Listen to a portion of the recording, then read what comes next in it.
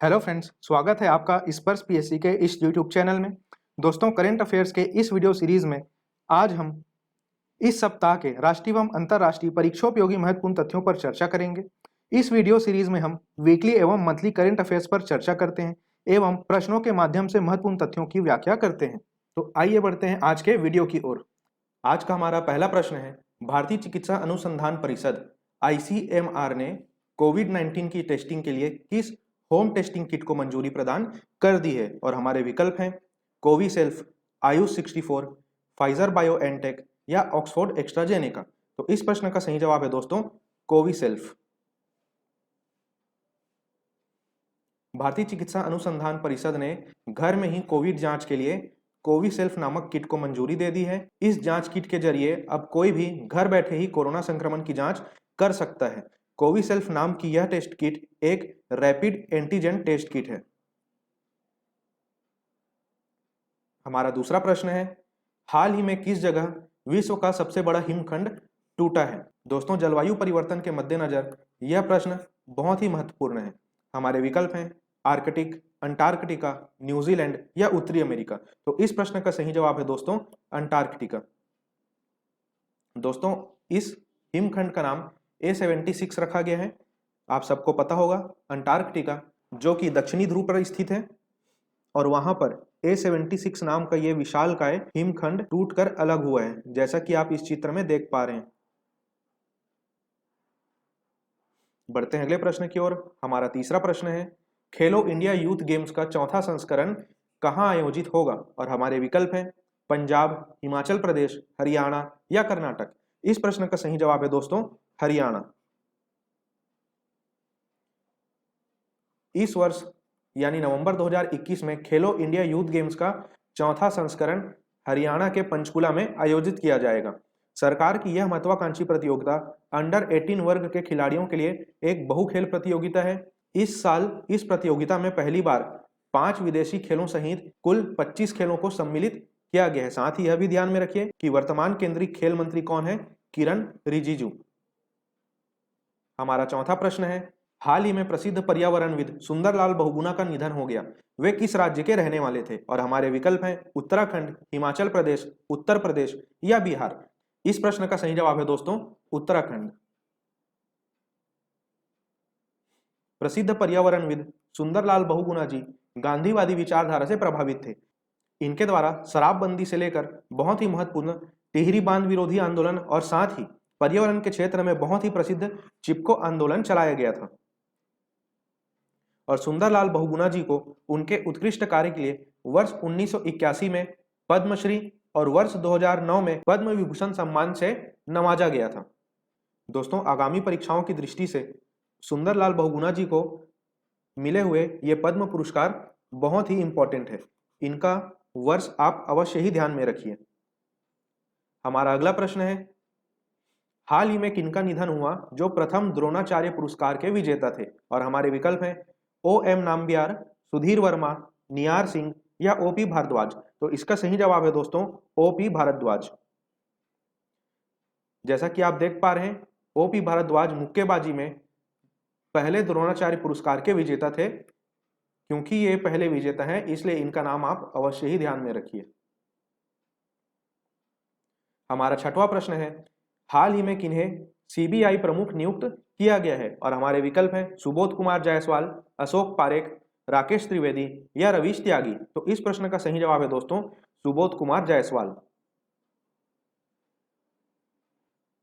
हमारा सातवां प्रश्न है, हाल ही में जस्टिस प्रशांत कुमार मिश्रा किस राज्य के हाई कोर्ट के कार्यवाहक चीफ जस्टिस बने हैं? और हमारे विकल्प हैं मध्य प्रदेश, तमिलनाडु, छत्तीसगढ़ या उत्तर प्रदेश। तो इस प्रश्न का सही जवाब है दोस्तों छत्तीसगढ़ हाई कोर्ट के। दोस्तों, आप सभी इस न्यूज से अवश्य ही अवगत होंगे। छत्तीसगढ़ हाई कोर्ट के जो चीफ जस्टिस थे PR रामचंद्र मेनन जी, वो हाल ही में रिटायर हुए हैं और उनके स्थान पर जस्टिस प्रशांत कुमार मिश्रा को कार्यवाहक चीफ जस्टिस बनाया गया है।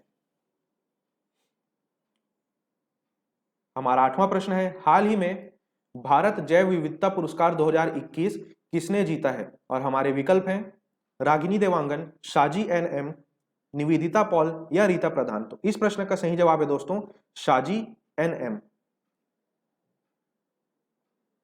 हाल ही में FIH का अध्यक्ष किसे चुना गया है? और हमारे विकल्प हैं सुधीर वर्मा, नरेंद्र बत्रा, अशोक पारेख या मनीष शर्मा। तो इस प्रश्न का सही जवाब है दोस्तों नरेंद्र बत्रा। हमारा 10वां प्रश्न है प्रधानमंत्री स्वास्थ्य सुरक्षा योजना के तहत कितने एम्स की स्थापना को मंजूरी दी गई है? और हमारे विकल्प हैं 22, 21, 25 या 23। तो इस प्रश्न का सही जवाब है दोस्तों 22 एम्स। प्रधानमंत्री स्वास्थ्य सुरक्षा योजना के तहत 22 एम्स की स्थापना को मंजूरी दी गई है। बढ़ते हैं अगले प्रश्न की ओर। हमारा 11वां प्रश्न है हाल ही में जारी अक्षय ऊर्जा देश आकर्षण सूचकांक में कौन शीर्ष पर रहा है? और हमारे विकल्प हैं अफगानिस्तान, अमेरिका, भारत या ऑस्ट्रेलिया। तो इस प्रश्न का सही जवाब है दोस्तों अमेरिका। दोस्तों जैसा कि इस आकर्षण सूचकांक में अमेरिका पहले स्थान पर रहा, वहीं इसी आकर्षण सूचकांक में भारत तीसरे स्थान पर है। हमारा 12वां प्रश्न है हाल ही में कौन सी कंपनी भारत केंद्रित सबसे बड़ी अंतरराष्ट्रीय सबमरीन केबल सिस्टम का निर्माण कर रही है? और हमारे विकल्प हैं अदानी ग्रुप, टाटा ग्रुप, रिलायंस जियो या जिंदल ग्रुप। इस प्रश्न का सही जवाब है दोस्तों रिलायंस जियो।